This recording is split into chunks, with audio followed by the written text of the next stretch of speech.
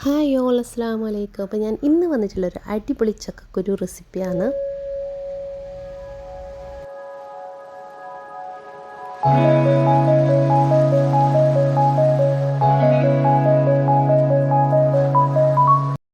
ചക്കക്കുരു കറി ഉണ്ടാക്കി നോക്കിയാലോ. ചക്കക്കുരു ഉണക്ക ചെമ്മീനാണ് ഉണ്ടാക്കുന്നുള്ളത്. അതിന് ചക്കക്കുരു ഇടിച്ചിട്ട് ഉണക്കിയിട്ട് ഇടിച്ചിട്ട് കഴുകിയിട്ടിട്ടതാണ്.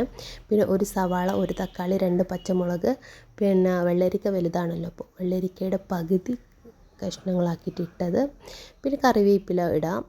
അങ്ങനെ ചക്കക്കുരു നന്നായിട്ട് കഴുകിയിട്ട് വൃത്തിയാക്കിയിട്ട് ഇട്ട് കൊടുക്കുന്നുണ്ട്.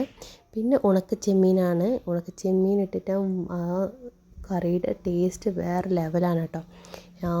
ഈ കറിയിൽ പെട്ടെന്ന് ചോറെല്ലാം കഴിക്കാൻ പറ്റും, അത്രയും നല്ല ടേസ്റ്റുള്ള കറിയാണ്.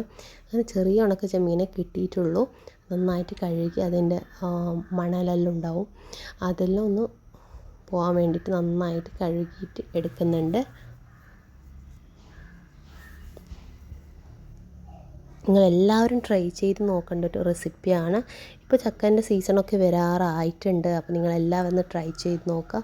അടിപൊളി ടേസ്റ്റുള്ളൊരു കറിയാണ്. അങ്ങനെ 3/4 ടീസ്പൂണ് മഞ്ഞൾപ്പൊടി ഇട്ട് കൊടുക്കുന്നുണ്ട്.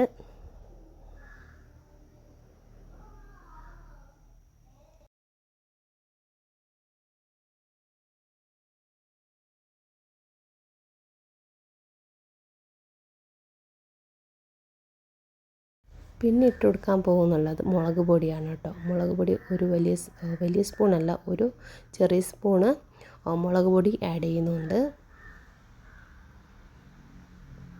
കുറച്ച് ശകലം മല്ലിപ്പൊടിയും കൂടി ആഡ് ചെയ്തിട്ട് നമുക്ക് കുറച്ച് വെള്ളം കൂടി ചേർത്തിട്ട് 2 വിസിലാവുമ്പോൾ നമ്മുടെ ചക്കക്കുരു ഉണക്ക ചെമ്മീൻ കറി റെഡി ആയിട്ടുണ്ട്. എല്ലാവരും ട്രൈ ചെയ്ത് നോക്കാം. അപ്പം ഇഷ്ടപ്പെട്ടാൽ ലൈക്ക് ചെയ്യാൻ മറക്കല്ലേ.